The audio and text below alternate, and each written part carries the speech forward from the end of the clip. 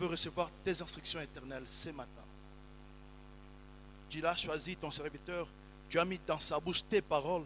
Alors ce sont celles-là qui vont me faire grandir et grandir aussi ma foi. Merci Nzambe Nangouya pour ta parole. Ta parole forte, ta parole puissante qui a créé toutes choses. Par ta parole, tu as déclaré que la lumière soit et la lumière fut. Par ta parole, tu as créé les astres et les luminaires. Tu as tout créé, les cieux et la terre. Tu as créé l'homme à ton image, selon ta ressemblance. Tu es Dieu. Et tu fais des grandes choses que le monde ne sait pas faire, que l'homme ne fera jamais. Par ta parole, tu crées, tu recrées des vies, tu formes des projets, des plans, et tu annonces des événements que le monde ne peut pas. La Bible déclare que tu nous révèles des grandes choses, des choses cachées que nous ne connaissons pas. Oui, ta parole ce matin, c'est une puissance. Cette épée-là qui va détruire, qui va rompre, qui va briser. Alléluia. Oh, c'est ces rocs-là aussi aujourd'hui qui va briser. Oui, ces marteaux-là qui va briser les rocs. Merci pour ta parole ce matin. Tu es Père.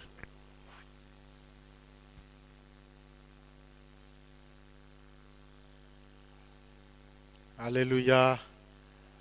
Alléluia. Alléluia. Est-ce que tu as biso nyonso nga naza ya nzambe? Naza ya nzambe. Alléluia. J'aimerais que tout ça ma prière à mouké. Mutuna muta loba nzambe nga naza ya yo. Seigneur, ne me surprends pas le jour où tu vas revenir, mais prépare-moi pour que j'entre dans ton royaume. Alléluia. Ne permets pas que l'ennemi puisse me surprendre en me conduisant dans la voie des ténèbres, mais aide-moi à rester dans la voie de la lumière et ne me laisse pas être pris par une quelconque surprise désagréable. Est-ce que nous pouvons prier comme cela?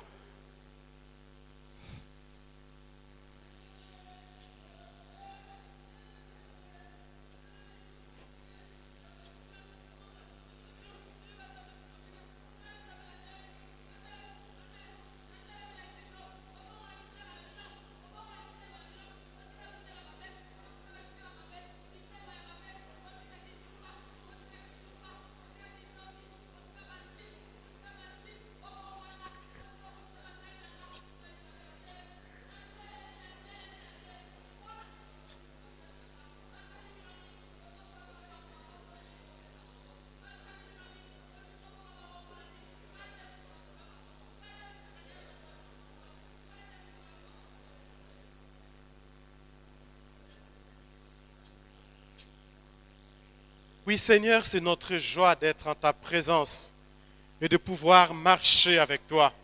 C'est notre joie de t'appartenir comme nous l'avons dit. Tozayayo, nous t'appartenons, Seigneur. Et c'est pour ta seule gloire que nous vivons, Seigneur. Tu nous as fait trouver grâce à tes yeux pour que nous puissions trouver en toi les chemins qui mènent à la vie et que nous ne puissions pas nous en éloigner, nous en écarter un seul instant. Nous voulons y demeurer et demeurer fermement dans ces chemins jusqu'à ce que tu reviennes ou que nous entrions dans ta gloire. Alléluia, alléluia. À toi la gloire et la louange. Merci pour l'esprit de vie qui est là, qui nous enseigne maintenant et qui nous apprend toutes choses que nous devons connaître pour que nous nous conformions à ta parole. Au nom de Jésus-Christ. Amen. Amen. Nous acclamons le Seigneur, notre Dieu.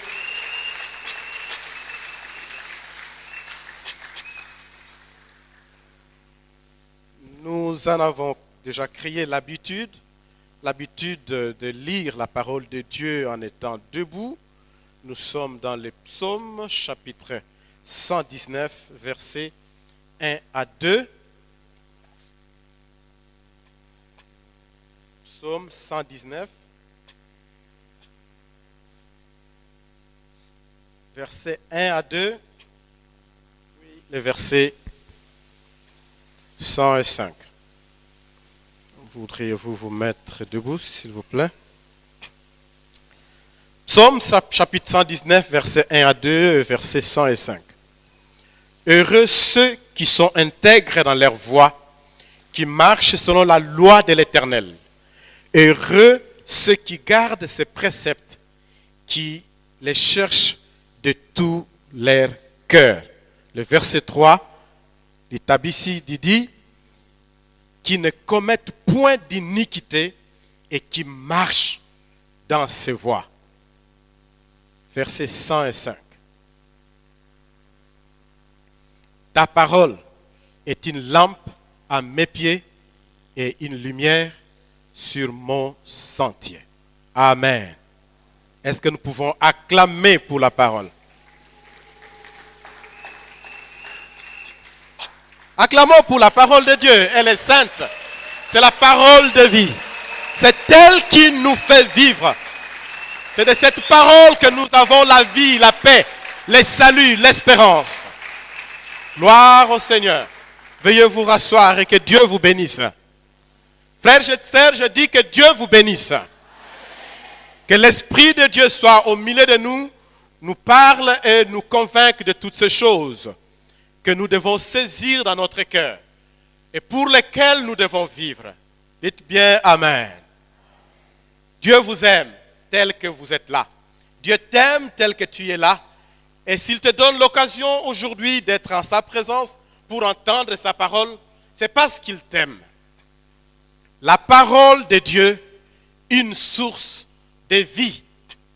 C'est cela le thème que nous développons. La parole de Dieu, une source de vie. C'est déjà quelque chose de bien, de merveilleux que d'être dans un thème annuel qui consiste à déclarer, à faire en quelque sorte une prière en disant « Ta parole est une lampe à mes pieds. » Amen. Ta parole est une lampe à mes pieds. Quand Dieu dit, quand il est écrit, quand nous lisons dans la Bible, ta parole est une lampe à mes pieds, cela sous-entend que partout où il y a la parole de Dieu, là il y a la vie, là il y a la lumière. Et là où il n'y a pas la parole de Dieu, il n'y a pas la vie. C'est les ténèbres, ce sont les ténèbres qui règnent. Alléluia. Nous devons croire à cela. Et ce que je trouve encore bien dans la lecture que nous venons de faire, le passage que nous venons de lire, déjà au chapitre 1 de Psaume, chapitre 119, Dieu déclare un certain nombre de gens heureux. Ce n'est pas seulement le psaume 119 qui parle des gens qui sont heureux. Plusieurs passages de l'Écriture parlent de cela. Mais ici, on dit qu'ils sont heureux, ceux qui sont intègres dans leur voie et qui marchent selon le précepte de Dieu ou la parole de Dieu. Quand on marche selon la parole de Dieu, on est heureux, on n'est pas malheureux. Et je vous annonce pour vous dire que vous avez fait un bon choix que d'être chrétien. Vous avez fait un bon choix que d'apprendre à lire la Bible. Vous n'êtes pas dans l'erreur, vous êtes dans la bonne voie. Et celui-là qui a fait les cieux et la terre vous déclare heureux. Alléluia. Dieu vous déclare heureux. Le verset 2 dit presque la même chose. Heureux ceux qui gardent tes préceptes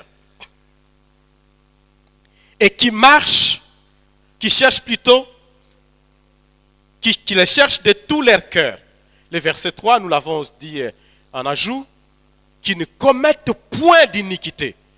Ceux-là, ils sont heureux. Je l'ai dit, il y a plusieurs autres passages qui nous disent qu'il y a beaucoup de gens qui sont heureux. Ceux qui sont intègres, Dieu les déclare heureux. Ceux qui marchent selon sa parole, Dieu les déclare heureux. Ceux qui trouvent leur plaisir à lire la parole de Dieu jour et nuit, Dieu les déclare comment? Heureux. Et Dieu a promis, sa promesse ne mentira pas, que celui-là qui médite sa parole jour et nuit réussira dans tout ce qu'il entreprendra. Tu crois cela? Ce que Dieu dit est vrai et sa promesse ne ment jamais. C'est que chaque jour, nous avons affaire avec la Bible pour la lire et la lire encore. La méditer, jour et nuit pour comprendre ce que Dieu veut nous faire entendre, veut nous communiquer en termes de message, pour qu'en vivant conformément à ce qu'il nous dit, nous puissions obtenir la grâce et la bénédiction qui est liée à sa parole. Voulez-vous dire Amen?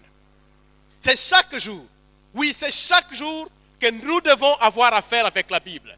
C'est chaque jour que nous devons rester à l'écoute du Seigneur. Et si chaque jour nous écoutons le Seigneur, chaque jour nous allons grandir. Chaque jour nous serons transformés. Chaque jour nous allons changer. La Bible n'a pas besoin de changer. La parole de Dieu ne peut pas changer. C'est toi qui as besoin de changement. C'est toi qui as besoin de repentance. Dieu ne peut pas se repentir. Dieu nous parle et nous montre la voie que nous devons suivre. Et si nous suivons ce qu'il nous dit, nous allons tirer beaucoup de bénéfices. Alléluia. Chaque jour donc, nous devons aller à la rencontre du Seigneur pour entendre sa voix, pour qu'en l'écoutant, il nous parle et que nous puissions changer, nous nous conformions à sa parole, nous marchons conformément à sa volonté et en retour, il nous dit que nous réussirons dans toutes nos entreprises. Alléluia. Retenons alors ceci. Il y a 4 choses que nous allons devoir partager aujourd'hui. La première, c'est que la parole de Dieu crée la vie. La parole de Dieu crée la vie. C'est avec la parole de Dieu, avec la parole que Dieu a créé le monde, comme nous le lisons dans la Bible. Il a créé l'univers en prononçant simplement des mots. Et tout ce qu'il disait, ça s'est réalisé. Vous comprendrez quand vous lisez bien le livre de la Genèse, qu'il y a un lien entre ce que Dieu dit et ce que Dieu fait. Il y a un tel lien que ce que Dieu dit a presque la même forme que ce qu'il fait. Dire et faire a la même valeur auprès de Dieu. Alléluia. Ça a la même valeur. Quand il dit que la lumière soit, ça signifie qu'il est aussi en train de faire en sorte que la lumière soit. Donc il n'y a pas de différence. Dieu aime la parole. Il aime la parole. C'est pour cela qu'en lisant les Écritures, on se rend compte qu'il y a un homme qui a été puni par Dieu pour n'avoir pas respecté une parole que Dieu a donnée. C'était Moïse. Ils arrivent à Horeb. Après avoir quitté bien sûr l'Égypte. Ils arrivent là. Le peuple est menacé de la soif. Et Moïse est dérangé. Parce que le peuple n'a pas de l'eau. Et Dieu avait toujours la solution aux problèmes que le peuple soulevait. Et non seulement qu'il avait des solutions hier, je vais te dire qu'aujourd'hui encore, Dieu a des solutions qui se soulèvent parmi nous. Dieu a des solutions pour les problèmes ou des besoins qui sont perceptibles dans ta vie. Dieu a toujours des solutions dans sa main. Je veux que tu croies et que tu sois convaincu que Dieu, le Dieu que tu sers, a toujours des solutions à tous tes problèmes. Tu peux dire Amen. Est-ce que tu crois cela? J'aimerais que tu comprennes que c'est vrai. Dieu ne ment pas. Ce qu'il dit est vrai. Le peuple s'est mis à déranger Moïse. Moïse, nous avons soif. Oh, nous avons soif. Pourquoi nous as-tu fait partir d'Égypte et nous as-tu amenés ici dans le désert pour que nous puissions mourir de soif? Moïse! Dieu dit à Moïse, Moïse, va auprès de ce rocher. Parle au rocher. Moïse est venu. Au lieu de parler, il a pris son bâton. Parce qu'il se souvient de l'expérience du bâton. Quand Dieu lui a dit, jette le bâton par terre. Et le bâton s'est transformé en serpent. Il est venu devant les anciens. Il a jeté son bâton par terre. Les bâtons s'est transporté en serpent. Il est venu devant Moïse. Il a jeté les bâtons. Il s'est transformé en serpent. Il est venu devant la mer rouge. Il a jeté les bâtons. Et la mer s'est séparée. Moïse a compté sur les bâtons. Mais Dieu lui avait dit, parle. Fais quoi? Parle. Moïse a utilisé les bâtons. Il a tapé.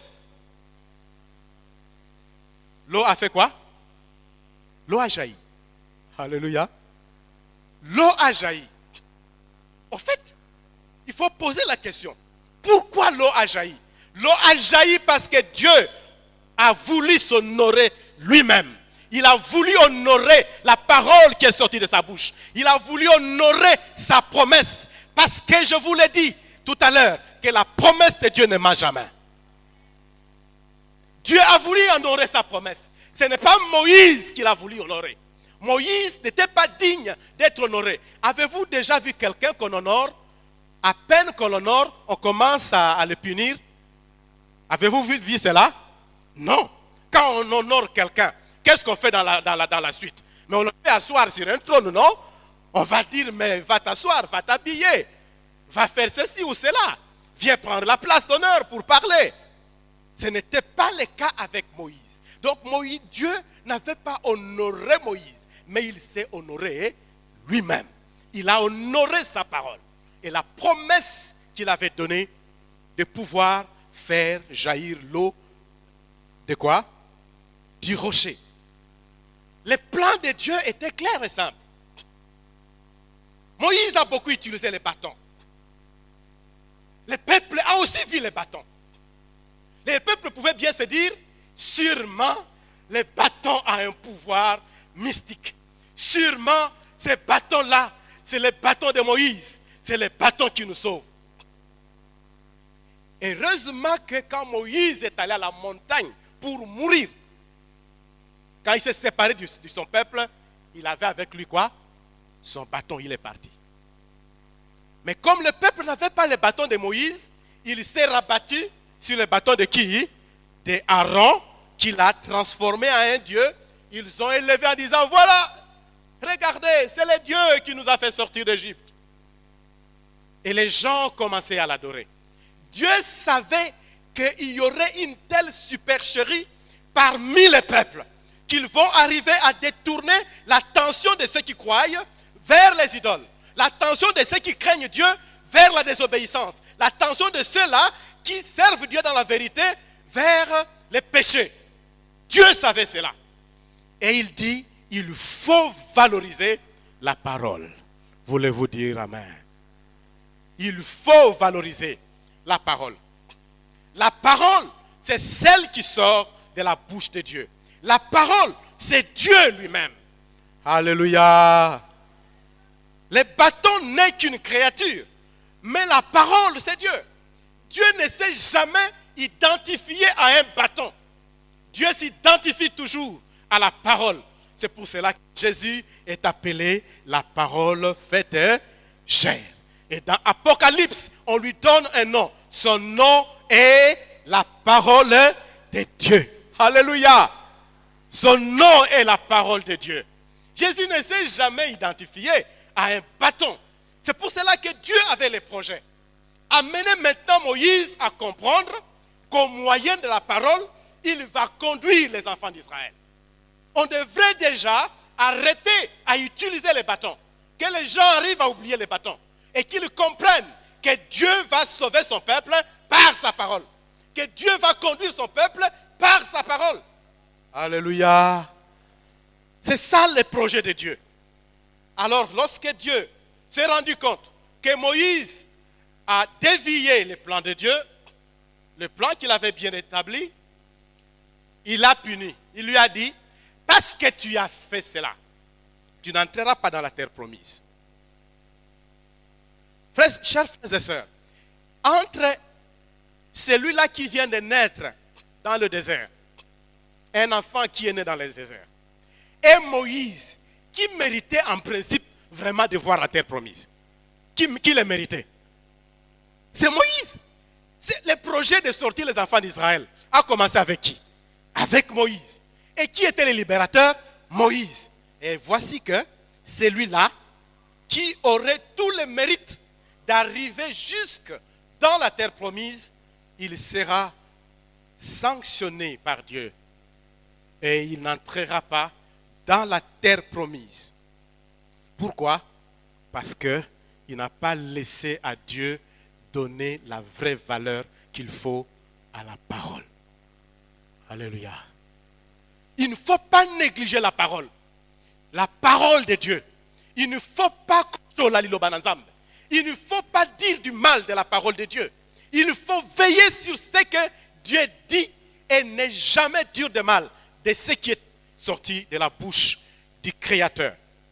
Et Dieu fera en sorte que plus tard, il puisse susciter d'autres personnes qui soient puissants en parole, comme Élie, Élisée et bien d'autres prophètes qui n'auront pas à miser tellement sur les bâtons, mais bien plus sur la parole. On a vu des gens comme Élisée, il parle et le feu descend du ciel pour consumer l'holocauste. Il parle et le feu descend, sort de sa bouche. Pourquoi? Parce que la parole a une grande puissance. La parole communique la vie. Voulez-vous dire Amen? La parole communique la vie. Le projet de Dieu était donc celui-là. Que Dieu puisse apporter quelque chose de nouveau. Qu'il amène le peuple à comprendre que ce n'est pas les bâtons, mais c'est Dieu. C'est Dieu qui est en train d'agir. Et il utilise Moïse. S'il dit il prend les bâtons, c'est donc lui qui veut qu'il prenne les bâtons. En réalité, les bâtons n'avaient rien en lui-même. Sans Dieu, les bâtons ne pouvaient jamais se transformer en serpent. Sans Dieu, la mer rouge ne se serait jamais transformée en deux. Jamais. Mais comme Dieu était là, l'impossible est devenu comment? Hein? Est-ce que tu crois cela dans ta vie? Tu crois cela dans ta vie? Que encore et maintenant, l'impossible peut devenir impossible dans ta vie? Que les choses longtemps rêvées peuvent être placées à ta portée? Tu crois encore que ce qui était considéré comme étant des combats que tu as perdus, tu peux les récupérer et vaincre aujourd'hui? Tu crois cela? On va acclamer pour notre Dieu. Le Seigneur est vivant. Moi, je crois très fermement. Je crois très fermement. L'Éternel est là. Au commencement était la parole. La parole était avec Dieu. La parole était Dieu. Elle était au commencement avec qui? Avec Dieu. Alléluia. Mais voyez bien, on dit au commencement était quoi? La parole. La parole était avec Dieu. La parole était Dieu. Toutes choses ont été faites par elle. Et on ajoute, rien de ce qui existe n'a été fait sans la parole. Je vais dire que s'il y a des choses qui existent dans ta vie, mais qui n'ont pas été créées par la parole, qu'elles soient détruites par la parole au nom de Jésus.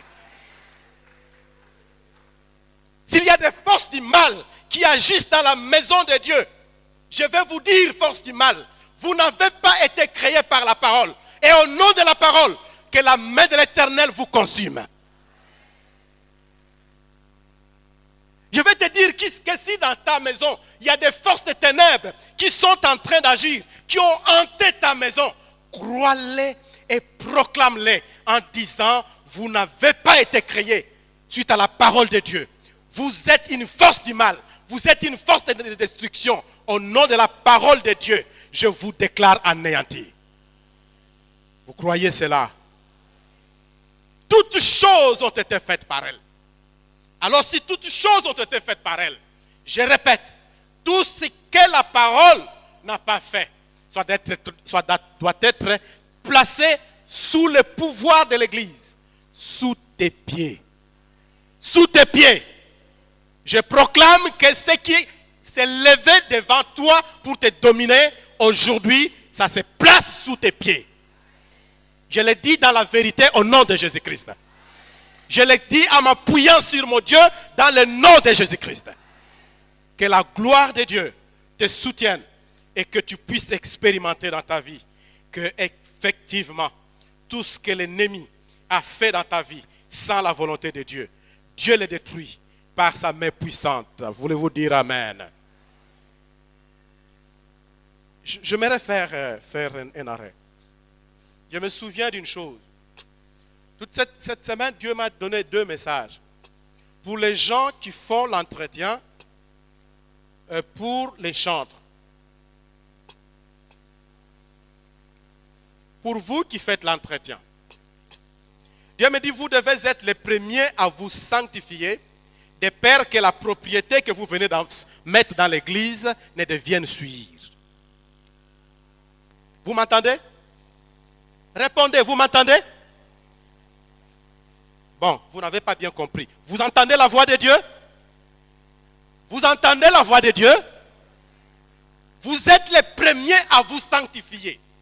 De peur que la propreté que vous mettez dans l'église ne devienne souillure. Et vous, les chantres, vous devez apprendre à vous sanctifier parce que dans le cas contraire, vos chants deviennent pareils à des sons discordants. Ça casse les oreilles de Dieu. Alors, les responsables de chaque chorale, de chaque groupe sont responsabilisés à veiller sur la vie de tous les membres. Voulez-vous dire Amen? Ce n'était qu'une parenthèse. Point 2. La parole de Dieu nous aide à connaître Dieu lui-même. Qu'est-ce que j'ai dit? La parole de Dieu nous aide à connaître Dieu. Comprendre la parole de Dieu et se conformer à la volonté de Dieu révélée dans sa parole, c'est ce que Dieu veut. Mais il faut connaître Dieu réellement. Nous devons apprendre à connaître Dieu réellement. Et nous connaissons Dieu réellement qu'au travers de sa parole. Sans sa parole, nous n'allons pas connaître Dieu comme il faut. Moïse ne connaissait pas Dieu comme il fallait. Il avait la connaissance des choses. L'histoire qu'on lui a racontée, que ses ancêtres ont rencontré Dieu. Dieu s'était révélé à Abraham, à Isaac et à Jacob. Il a reçu ces messages-là, comme tout autre enfant hébreu le reçoit de son bas âge. Mais lui-même, il n'a jamais fait une expérience personnelle avec Dieu. Mais dès le moment où il a entendu la voix de Dieu, la parole du Seigneur, la suite c'est quoi? Il a connu Dieu. Alléluia. Il a connu le Seigneur. C'est plus tard que Dieu va lui donner, plusieurs années après, que Dieu va lui donner la loi. Mais déjà, par le simple fait qu'il a entendu la voix de Dieu, toute la substance spirituelle pour avoir la connaissance de Dieu était en lui. Et il connaissait Dieu, il a commencé à craindre Dieu un jour et il est allé ainsi jusqu'au bout. À mener une vie sanctifiée qui honore Dieu, à marcher dans les voies du Seigneur, à accomplir sa volonté chaque jour de sa vie. Beaucoup de gens ont du mal à vivre comme vrais chrétiens parfois, par manque de la vraie connaissance de Dieu. Quand on ne connaît pas vraiment Dieu, on ne saura pas le servir comme il faut. Il y a une année, la Ligue pour la lecture de la Bible avait développé un thème, un bon thème là, connaître Dieu pour bien le servir. Si vous ne connaissez pas Dieu, vous ne saurez pas bien le servir. Ce n'est pas possible. Et on connaît Dieu que grâce à sa parole. La connaissance réelle, parfaite de Dieu, c'est dans sa parole. Ce n'est pas dans des prophéties qu'on peut recevoir d'une personne qui dit qu'il est prophète. Ce n'est pas ça. Dieu nous dit que nous devons le connaître dans sa parole. Je ne veux pas qu'on méprise la prophétie. Mais il est reconnu. L'Église évangélique de par le monde, au cours de grandes assemblées, est arrivé à reconnaître que sur 100% de prophéties qu'on reçoit dans nos églises, 50% de ces prophéties sont vraies et 50 autres sont fausses. Il y a des gens qui créent leurs prophéties. Alors s'il y a des gens qui créent les prophéties, n'attendez pas à ce que ces genres de messages qui sont faux puissent vous amener à la vraie connaissance de Dieu. Mais la Bible, c'est la révélation parfaite de Dieu. La Bible ne trompe pas. Dites bien un grand amen. Dieu ne trompe pas dans ce qu'il nous a dit dans sa parole. Je me souviens que quand je lis dans la parole, un homme comme Moïse, lorsque Dieu lui a dit, je t'ai choisi, tu dois aller libérer mon peuple d'Israël, d'Égypte, et l'amener dans la terre que j'avais choisie et promis à ses ancêtres. Moïse s'est mis à tergiverser. Et pendant qu'il se met à tergiverser, Dieu dit, tu ne me connais pas encore, je veux maintenant me révéler pour que je sache qui je suis. Tu es en train de voir un buisson ardent, hein? Un buisson qui prend le feu, qui ne se consume pas, et ça ne te dit rien jusque-là. Il lui dit, qu'est-ce que tu as dans ta main? Il dit, un bâton. Il lui fait faire l'exercice que nous connaissons. Il jette le bâton qui devient un serpent et il se met à fuir. Il lui dit, non, rentre, tiens-le par la queue. Il tient par la queue et ça redevient le bâton. Tu as une main, oui, qu'est-ce qu'il y a dans ta main? Non, tout est bon. Mets-le sous ton sein, il met la main. Ressort ça, il ressort. C'est la lèpre. Remets la main, il remet. Regarde ta main, il regarde, elle est normale. Et Moïse se dit, ah, donc, alléluia, les choses ont commencé à changer. Je vais te dire que Dieu n'opère pas des miracles pour de simples plaisirs, mais il opère des miracles pour susciter la foi en toi. Il opère des miracles pour que tu puisses bien les connaître, pour que tu puisses lui faire confiance. Et dès ce moment, dans la suite, nous nous rendons compte que Moïse a dit, oui, je me lèverai, je partirai. Mais quand je vais aller, ils vont me poser la question de savoir comment s'appelle ce Dieu. Qu'est-ce que je répondrai? Dieu lui a aussi répondu, je suis celui qui suis. Et Moïse est parti. Et avec témérité, il va veiller à ce que la parole de Dieu, la promesse ou la mission lui accordée par le Seigneur soit réalisée. Je te dis, mon frère, le miracle, si tu as déjà vu un miracle, ce n'est pas parce que Dieu aime tellement faire les miracles, mais c'est pour susciter la foi en toi. Et si tu as la foi, que tu arrives à la vraie connaissance de Dieu, que tu l'aimes, que tu le craignes et que tu le serves. Peux-tu dire amen? C'est important de retenir cela. Moïse a dû changer. Et toi aussi tu dois changer. Revoir ta vision des choses, ta façon de comprendre les choses. La troisième chose à dire, c'est que la parole de Dieu doit impacter notre vie. La parole de Dieu doit impacter notre vie. La parole de Dieu est prêchée pas pour nous laisser tels que nous sommes. Il y a une expression que j'ai utilisée la semaine passée pour dire que, par exemple, craindre Dieu ne doit pas être un projet, mais ça doit être quoi? Une réalité. Lire la parole de Dieu chaque jour, jour et nuit, ne doit pas être pour toi un projet, mais une réalité. Expérimenter la vie nouvelle, la transformation en Christ ne doit pas être un projet pour toi, mais ça doit être déjà quoi? Une réalité. Aujourd'hui, on doit le vivre.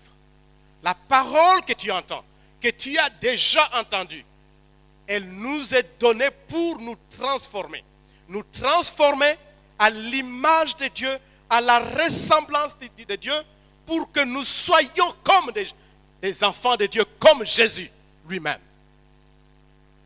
C'est pour cela que la parole nous est donnée.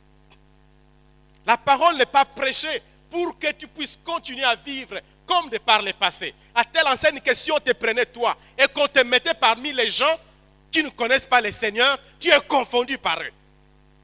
Tu peux boire, tu peux fumer, tu peux te donner à toutes sortes de vies, de comportements comme ceux-là qui ne connaissent pas Dieu.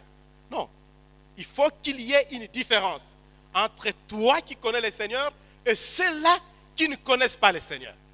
La parole nous est donnée pour que nous puissions subir un changement de telle sorte que si nous entrons dans un groupe donné où il n'y a pas de chrétiens, nous puissions être les modèles. Nous soyons seuls, celui-là ou ceux-là qui vont influencer les groupes pour que les groupes se conforment à la volonté de Dieu.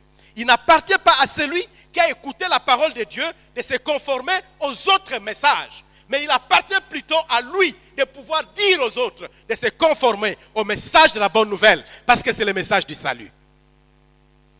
Voulez-vous dire amen? C'est ça ce que nous devons saisir dans notre cœur. Dieu recherche notre restauration. La parole de Dieu veut nous apporter des temps de rafraîchissement pour que nous ne soyons pas ces gens-là qui, chaque jour de leur vie, vivent comme s'ils ont été jetés dans une fournaise ardente. Ils ont une foi sèche. Ils ne savent pas montrer aux autres que Christ est vivant en eux. Ils sont tellement affaiblis qu'ils n'ont pas le courage. Ils ont même perdu les ailes pour dire aux autres, Jésus-Christ est vivant. Jésus-Christ t'aime. Jésus est le sauveur et le maître de l'humanité. Pourquoi as-tu séché? Pourquoi as-tu perdu ce que tu as reçu de meilleur de la part du Seigneur? Comment peux-tu perdre un si grand salut?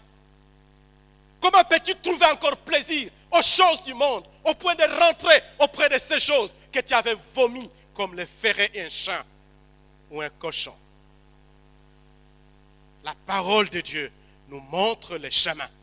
Et une fois que j'ai pris la décision de suivre le Seigneur, je reste là, je reste debout pour ne pas tomber. Alléluia.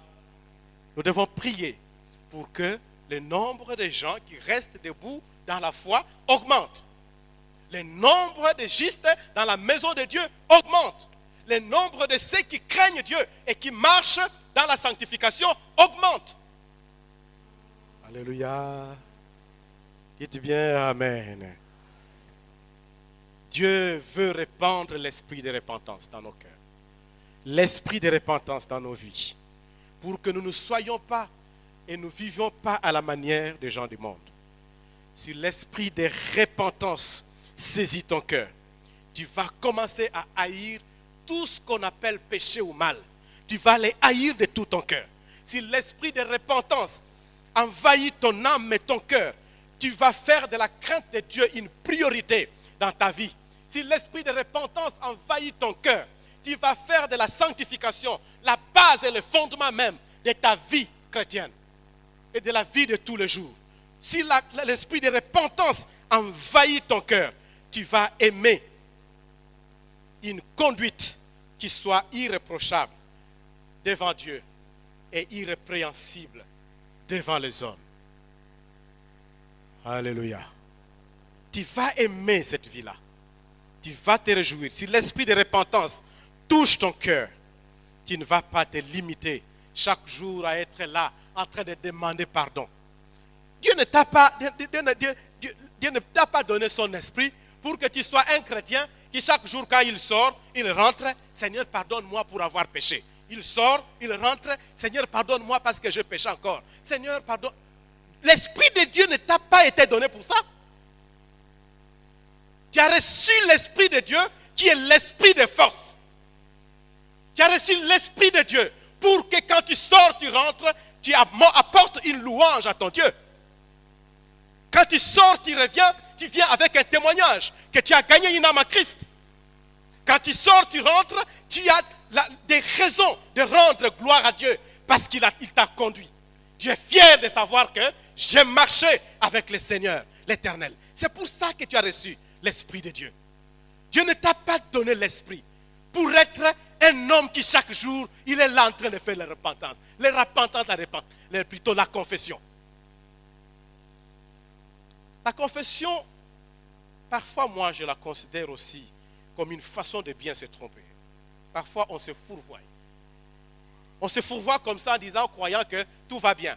Quand tu continues à confesser, sache bien que la confession devient devient une tromperie. Tu te trompes. Tu vas t'accrocher sur le verset qui dit, si tu confesses tes péchés, je te pardonnerai. Oui, Dieu a dit ça. Mais Dieu n'a pas dit que tu dois continuer à pécher. Dieu a dit, si tu te rends compte que tu es faible, tu dois prendre courage et dénoncer tes péchés. Voilà pourquoi il est écrit que celui qui cache ses transgressions, la suite, ne prospère pas. Mais celui qui reconnaît ses fautes et les avoue, qu'est-ce que Dieu dit? Il obtient la miséricorde. Il n'y a pas de délivrance pour celui-là qui cache ses péchés. Il n'y a pas de pardon pour celui-là qui cache les péchés. Il n'y a pas de paix pour celui-là.